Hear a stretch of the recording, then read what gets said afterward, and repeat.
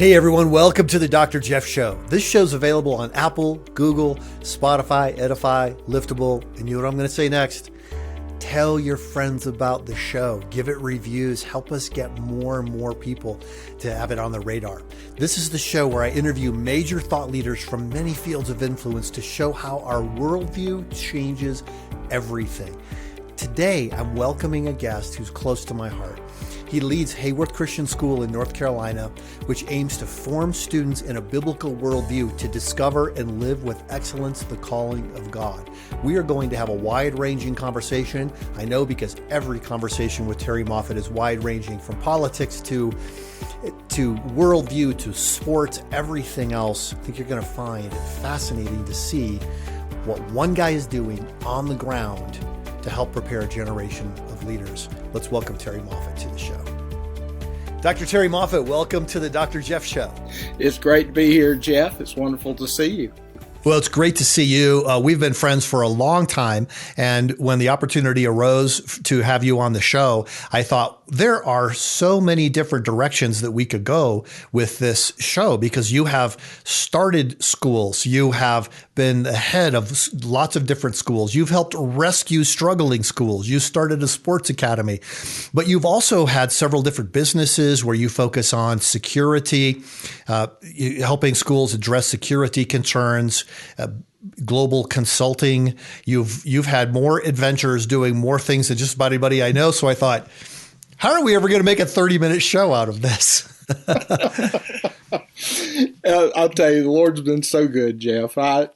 Life has never been dull for me, and I have enjoyed most of the moments. There have been a few that I wish I could erase from the memory banks, but I'll tell you, none of those involved Summit. Some of the most rewarding experiences I have had in my life have been with Summit. Yeah, so you have spoken dozens of times at Summit Ministries events over the years, especially at the events that we have in the southeastern United States. We were at Bryan College for a while, then Union University for a while, and now we've found a new home at Covenant College up on Lookout Mountain in Georgia. But and you've sent a lot of students our way as well, so thank you for doing that. My pleasure. Listen, my grandchildren are starting to get to the age now where they'll be coming, and I have already told their parents, who took the Understanding the Times course, both of them, that I can't wait for them to actually experience Summit. Yeah, it's one of the more fun things. Well, there are lots of fun things about being with the Summit Ministry students. It just brings you to life. But lately, I've had more and more students come up and say, you know, my dad, or my dad went to school with you, or my mom went to school with you. And then recently, it's actually changed a little bit. So this is true. This is full confession here. A student came up and said, my great grandmother came to Summit. And I thought, great grandmother? Is she great, like a great person? Or seriously, I've been at this for a long time. I think that was finally what put my wife, Cindy, into retirement. She was starting to have she's had a great-grandchild of a student that she had in third grade. And after 42 years of teaching in a Christian school, she said, I think that's it. Yeah. Oh, man. Well, you know, when you and I first met, I think you were still a member of the city council of High Point, North Carolina. And this is why you started speaking at Summit, because something happened there when you were in the city council that really put you into a very dangerous position. And I'd love for you, because I know a lot of people are thinking, I want to run for office, but I'm a little scared. I don't want to scare them away, but I'd love for you to tell a little bit about your story, what happened when you decided, I want to make a difference as an elected official. Yeah, it was interesting because my wife had heard me complain about what was happening on the local, state, and national level for so long. And finally, she said, well, when are you going to do something about it? And so the next day, I went down to the elections office and paid $25 and got into the city council race. Now, I had no idea where all that was going to take me, particularly when I ended up being the one vote in the 8-to-1 votes that the council continually had. But the thing that had happened when you and I first met was that I had been working with one of the Christian legal organizations to write the first zoning and licensing provision for adult entertainment establishments in the state of North Carolina. And we wrote it specifically for High Point, but it had an impact on the whole state. And so at the time that I decided this was something I needed to do, I was not aware that the mob owned 80% of the adult entertainment establishments in the United States, and they owned 3 of the 4 places in High Point. Wow. Now, people say, well, why worry about it in High Point? Well, High Point has the international furniture market. We are the furniture capital of the world. And twice a year, at that time, our population was doubling. High Point has grown since then, but you'd have 100,000 people come in for the furniture market. And so this was big business. And it was owned by the Gotti organization. And so as soon as I started working against those places, the mafia wasn't happy with me because at that time they were making $1 million a day off adult entertainment establishments in the state of North Carolina alone. And what followed was a year and a half when I was under death threat from the mafia. I had to check my car for bombs before I started it every morning. I had to, my mail had to go through the FBI before I could use it. And it was a tough year and a half. But we finally got the ordinance passed, and the ironic thing is it passed, it withstood all the court challenges it got, but it took years before they actually enforced it. The good news was it kept any new establishments from locating within the city. Meanwhile, the 2 large cities right here at us, Winston-Salem and Greensboro, both saw an explosion in those places. And we came to them and said, look, we're about to essentially shut them out of out of High Point. We recommend you do the same. And we couldn't find anybody in those two cities to go along with us. But there now even a couple of the ones that were in High Point have closed despite the growth of High Point University. Wow. Terry, I know there were a lot of points of terror in there, and I can only imagine, and discouragement at the unwillingness of public officials to take a stand to protect women and children. What did you see happen nationally in the wake of that? Because I think the legislation you wrote essentially became a model legislation that other people could use. Did they use it? Did it have any effect? The last time I quit checking, it had been used in 88 different cities across the United States. And wow. The strong part of it, there were already zoning ordinances that existed, but the other part of it, the licensing ordinance, basically required background checks that would eliminate people who had a history of selling drugs. It would be a history of prostitution, everything that goes along with the adult entertainment establishments. And so people have been able to use that as a model and adapt them to their own state laws. And last I heard, they were still being effective. It's still on the books here. Yeah. It's just the sexually oriented business ordinance. It's never been repealed, but it hadn't been enforced with a lot of vigor either. Right. Yeah. Well, I know the founders would say that eternal vigilance is the price of liberty.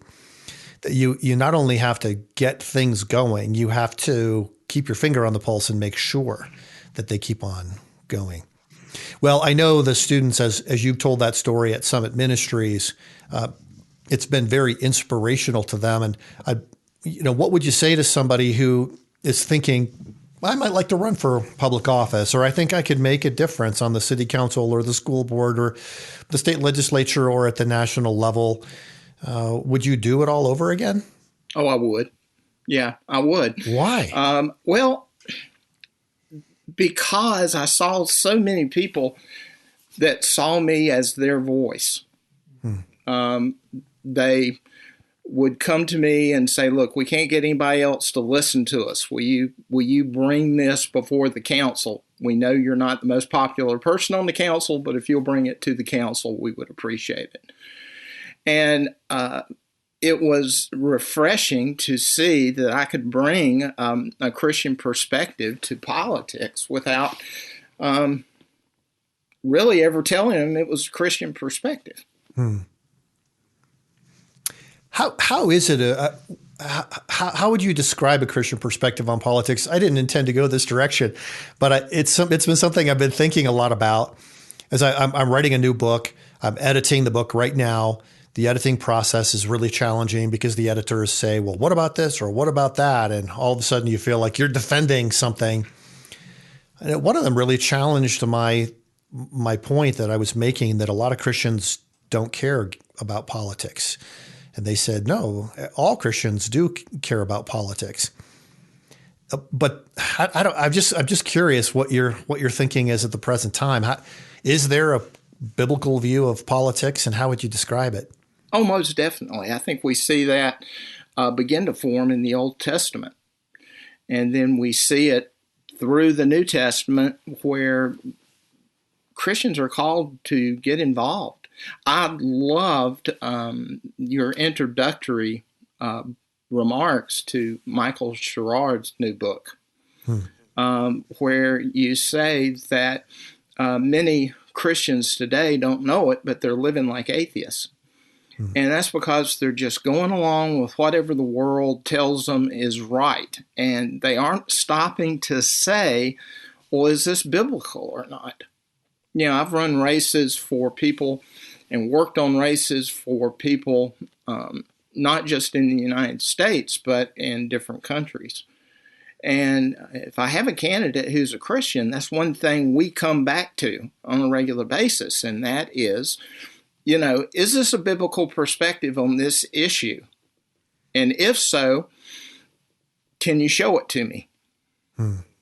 When I ran for city council, some of my most ardent opponents were people in the church, because they said politics is a dirty business and a Christian won't get involved in the dirty business.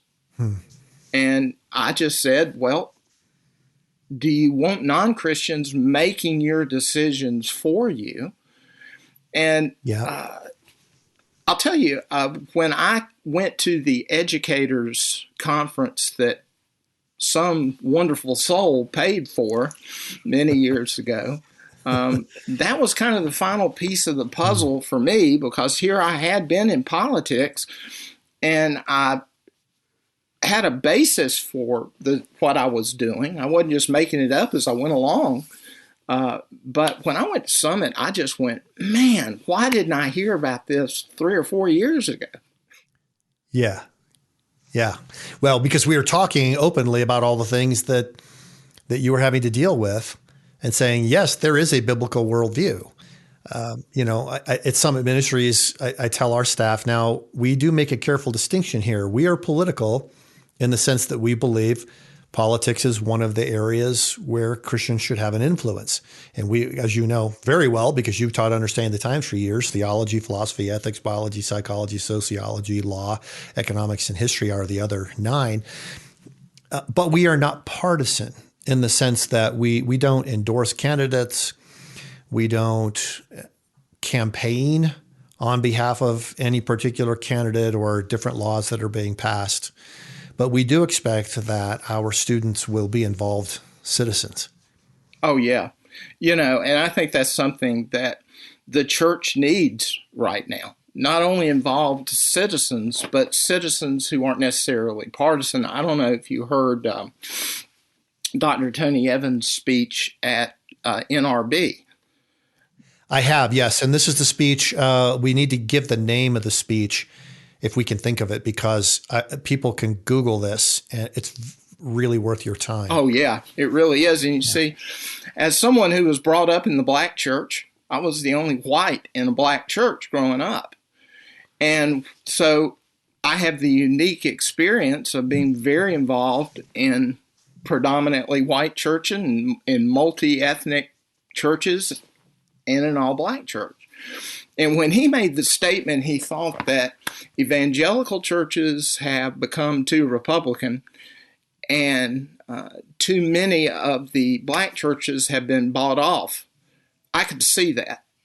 I could see that because it was interesting. When I was growing up, I learned conservatism from the people in this church I was in.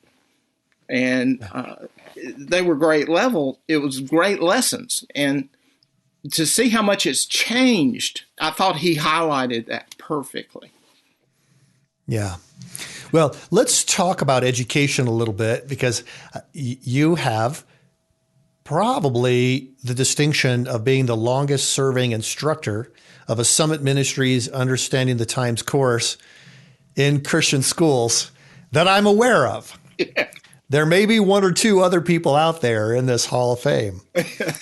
For as far as I can tell, it's the Dr. Terry Moffitt Hall of Fame right now. How many years have you taught the Summit Ministries curriculum? And then for of course, those who are new to the ministry may say, curriculum? I didn't even know there was a curriculum. So we got to cover that as well. Well, yeah, when I came back from that conference, and I'm trying to think when that was, Jeff, Would have been in the 1990s. Sometime early around that time. Yeah. I was so sold that I came back in the very next board meeting. I told my school board, I said, we have got to teach this course. I said, this is what our kids are missing. Because I would talk to them when they'd come back from college, and I could tell there was something that just wasn't sinking in with them. And so, to my knowledge, we became the first school in the United States to require it for graduation. And very quickly, I had students coming back and say, I refer to my Understanding the Times notes and books all the time during this professor's lecture or during this professor's lecture. And so I have never stopped. Every school where I have been, unless they already had an established Understanding the Times teacher, I have taught the course because I just truly love it. And to me, it is the most applicable course of any course I teach. Well, you teach in a lot of different subjects. You've taught all the way from graduate students all the way down to elementary students. Yes. Tell us what happens in one of these Understanding the Times courses, because for those who aren't in a Christian school on a daily basis, it's kind of hard to imagine. Like, I know what I would do in a trigonometry class. I would freak out. That's what I would do. But I know what the curriculum is. But you say you're going to have a worldview class. What does that even look like? Well, I'm going to come in on a daily basis, and I'm going to ask them a lot of questions. This is a very discussion-based course. I have been known to come in and maybe I'm asking questions from the standpoint of an atheist, or maybe I'm asking from the standpoint of a Muslim, and they'll have to figure out what worldview I'm coming from. But the big thing is I want to talk to them about the issues that they are dealing with and look at how the different worldviews are interpreting those. So it's a class that the students would tell you is certainly not an easy class, but it's one that does something that I think we need to get our students to do more, and it makes them think. My rule in my classroom has always been, you don't have to agree with me. You can disagree with me on any point, but all I ask is you do so respectfully, and that you do so with facts, not feelings. And that's the rule of thumb. And that just kind of opens up the whole environment for discussion. Tell us, as you look back over your career from teaching those students back in the 1990s until now, that's a full generational shift. What are some of the changes that you've seen in young adults, the way they're being raised, what they believe, and so forth, in your experience in the United States? Yeah, I would say probably the one of the first things that comes to mind, and I get this from some of the folks I taught graduate school with, and they are seeing it too, and that is a shorter attention span. Mm-hmm. So over the course of a normal class period, you have to vary what you're doing a little bit more. 15, 20 minutes before you move on. And I mean, I'm talking about for college-bound students, and I've had graduate level professors say that their online courses are geared to that length. The other thing I would point to is their knowledge of the Bible itself.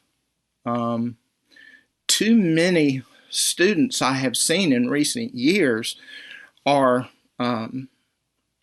in churches that don't teach the Word. They're more interested in bringing in warm bodies than they are teaching the truth. And the most interesting thing about that, when I talk to my students about what they would like to see, if they could change anything in the church in America, what would they change? And it has been consistent for some time now. And that is, we wish they would teach and preach on the issues that we're facing and do so without pulling any punches. Wow. That's not at all what you would expect to hear based on some of the news about churches going woke and things like that. These students are not wanting to avoid the controversy. They want to engage it. Yeah, they want to at least to be made to think biblically about it. And they're afraid to. Until they get into understanding the times, for the most part, unless they've just had a Bible teacher that also invited that, they have been afraid to bring up some of these issues because there's issues that adults just don't want to talk about. That's a real disservice to these kids. Yeah. Tell us, what are some of the issues that students really are focused on right now? Because as an adult, I want to be sure I'm always prepared to help them. Yeah, well, they're having so much thrown at them right now. It seems like it's almost on a daily basis. I bring in a lot of articles that I get from the publications I read, and particularly from the daily publications I read. We've had several discussions on the whole transgender issue. That, you know, they said that's one of those issues they say we never talk about anywhere else. And then, of course, there's everything. It's kind of the political issue du jour, depending on where they stand on that. They're either completely ignorant of politics or they are on fire when it comes to politics. So there doesn't seem to be much in between there. Of course, along with the transgender issue, you have all the homosexual issues, and there's so much pressure on them to at least become bi that they have questions about that. And so that and the old questions that I've dealt with since the first day I became a teacher, you know, the Bible says don't steal. Well, what if your family's starving and you need a loaf of bread, that type of thing. Those still are around. They're just in slightly different form.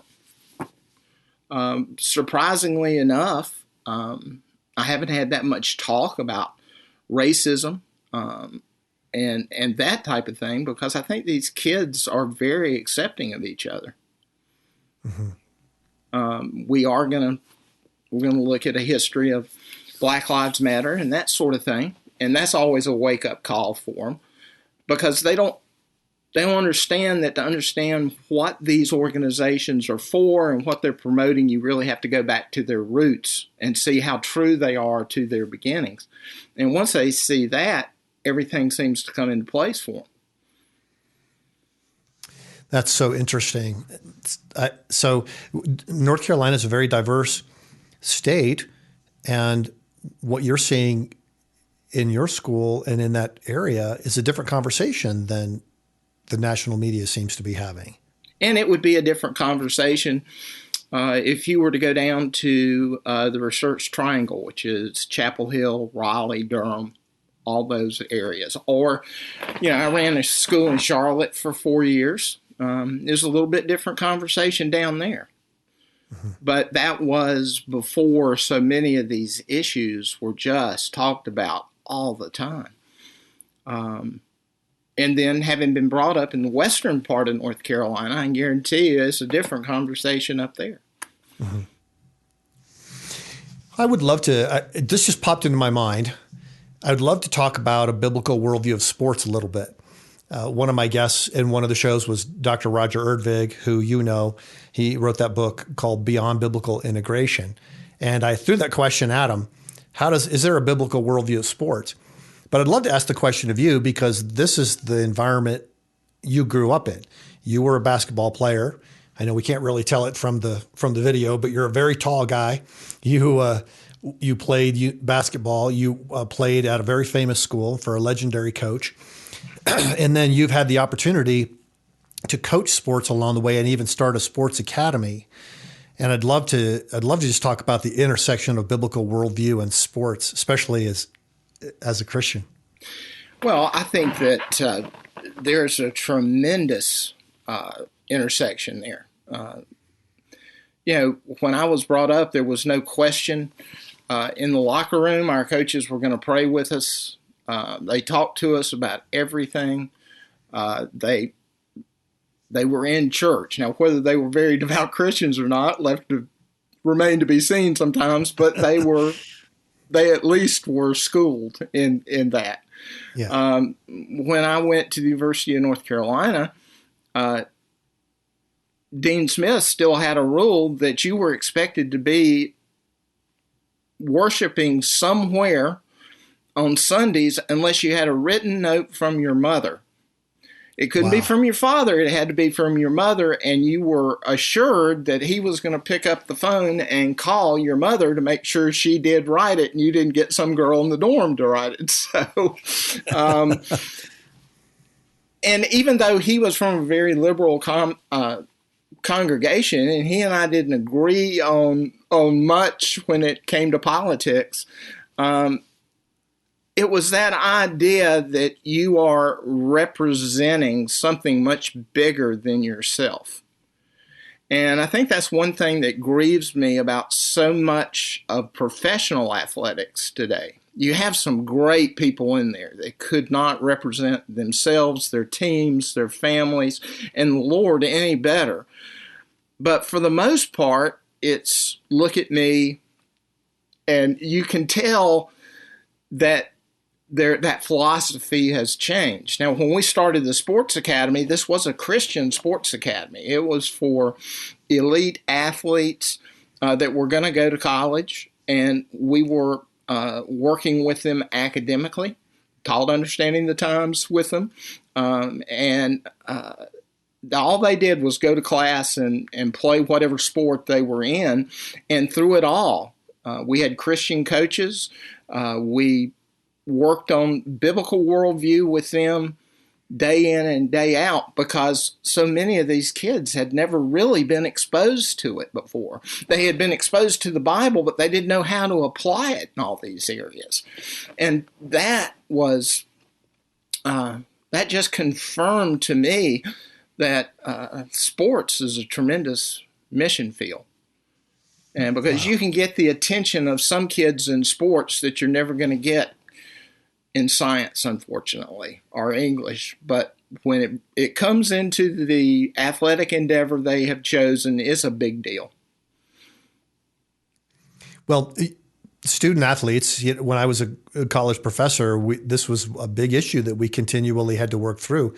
Student athletes essentially have two full-time jobs. They have to be a full-time student and they have to be a full-time athlete.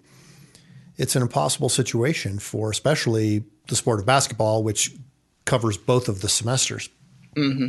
Yeah, I tell aspiring athletes all the time, I said, now, listen, let me tell you what it's going to be like from the time you step on that campus until the time you graduate. As long as you are playing your sport, they're going to determine your schedule. And you aren't going to have as much free time as you think you're going to have.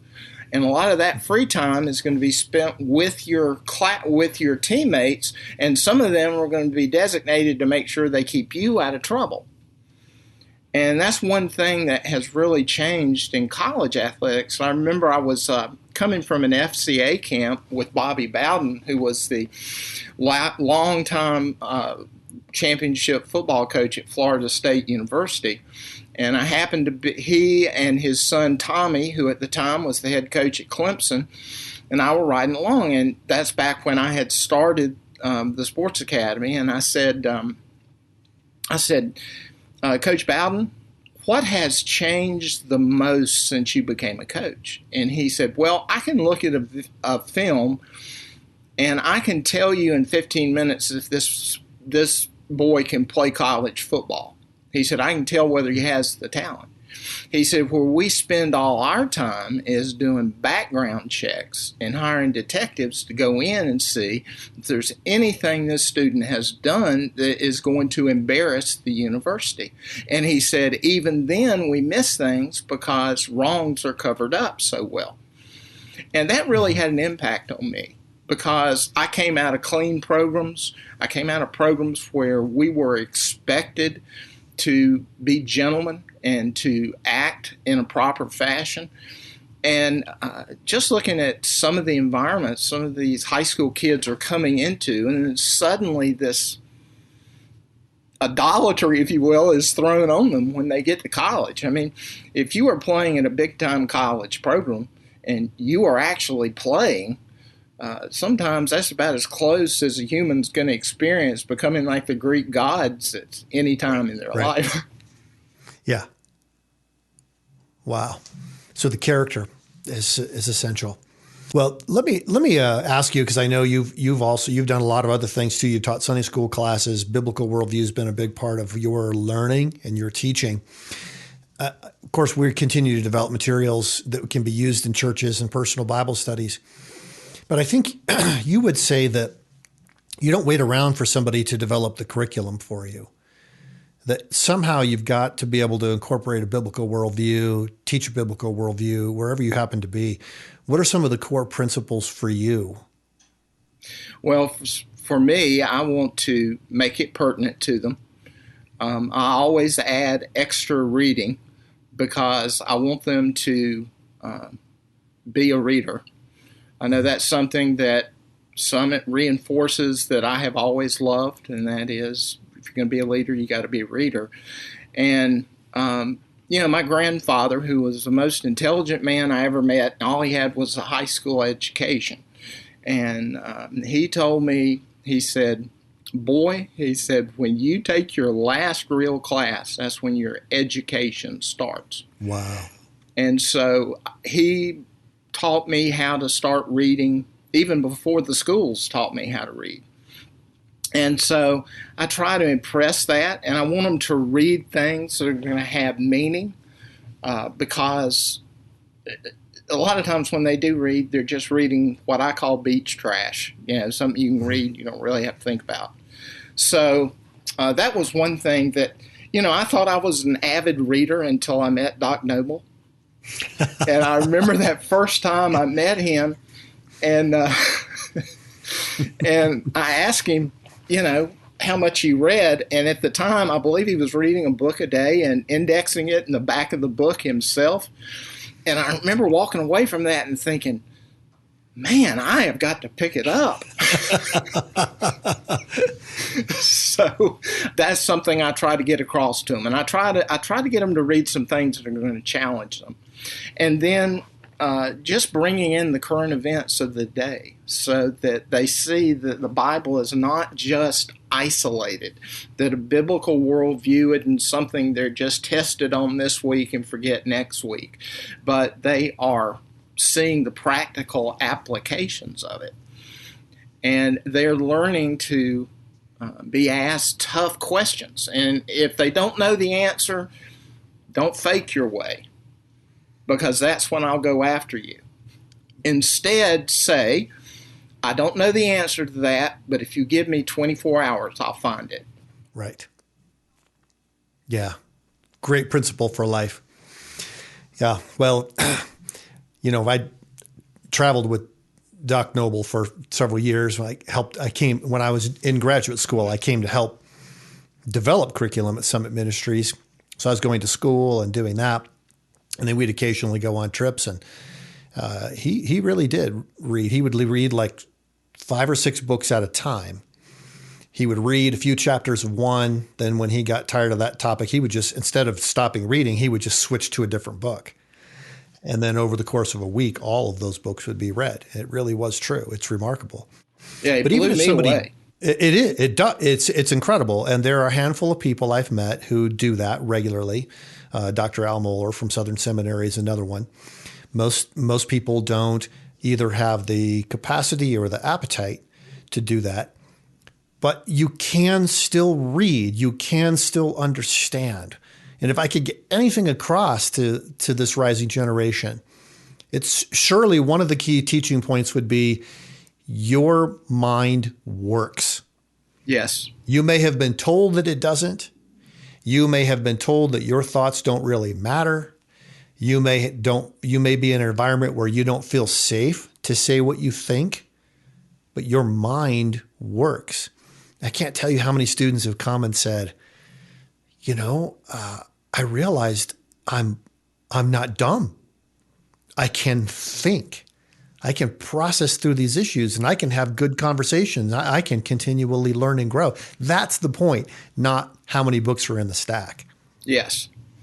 Well, that being said, my wife is very happy that I've now switched to a lot of digital books because we're running out of places to put them.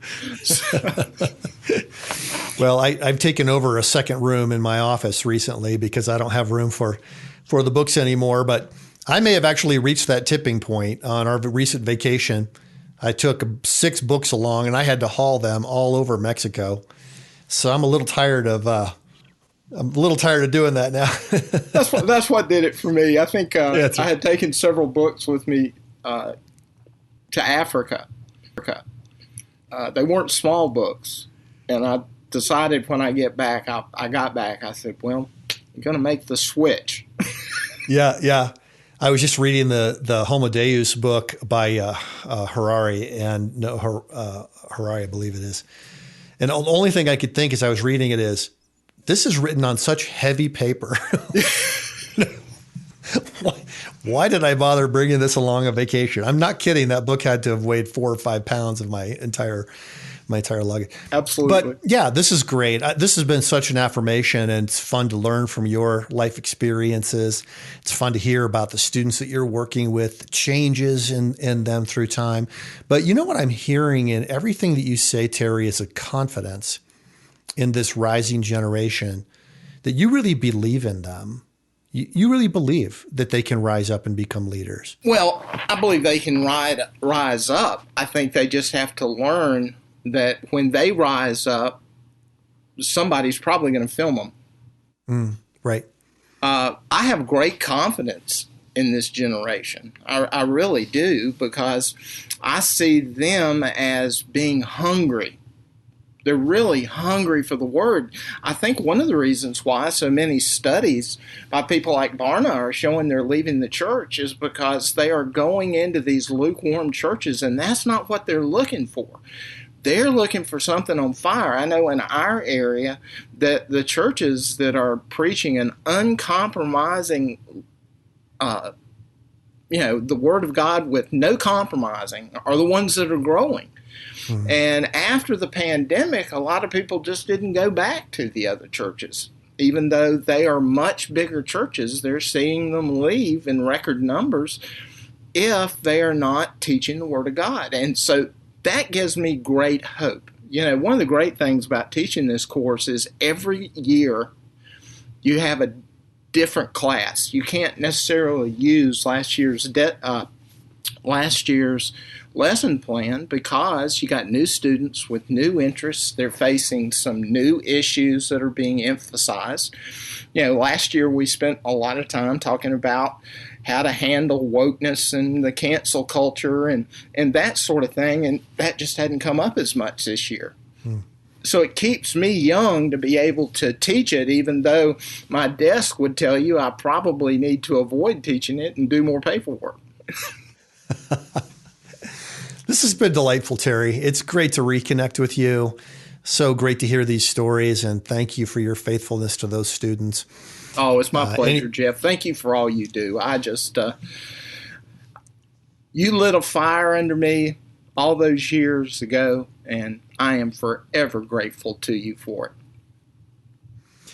Well, we are together in helping to prepare a generation, to equip them, to support them, to embrace God's truth, and to champion a biblical worldview. So, Terry, thanks for being on the show. My pleasure, buddy. Special thank you to my guest today, Dr. Terry Moffitt, for joining me on the program. You can read more about the school that is currently being led by Dr. Moffitt at hayworthchristianschool.com. The scripture reminds us to bring children up in the discipline and instruction of the Lord. When we have healthy families that work together on education with the teachers, with the school, we can be better witnesses to God in the world. Thanks for watching. I'll see you next week. Hey everyone, I hope you enjoyed this episode of the Dr. Jeff Show. It's a podcast from Summit Ministries, summit.org. Summit is a nonprofit ministry that exists to equip and support the rising generation to embrace God's truth and champion a biblical worldview. For nearly 60 years, Summit Ministries has been training students and those who work with students to develop, deepen, and defend a biblical worldview through life-changing conferences, thoughtful church, homeschool, and Christian school curriculum books, free online resources, and more. If you want to live out a biblical worldview in today's world, and you desire to instill a lifelong faith in the rising generation, visit summit.org/The Dr. Jeff Show for more information. Listeners, I want you to know that our podcast is on Edify, which is a truly powerful app that brings together thousands of the best Christian podcasts in one place for your listening enjoyment. You can download it at Edify, EDIFI.app. Be sure to share this show if you have enjoyed listening to it. And leave a review, if you would, on the site where you download the show. That helps more people know about the Dr. Jeff Show. And I'll look forward to seeing you next week.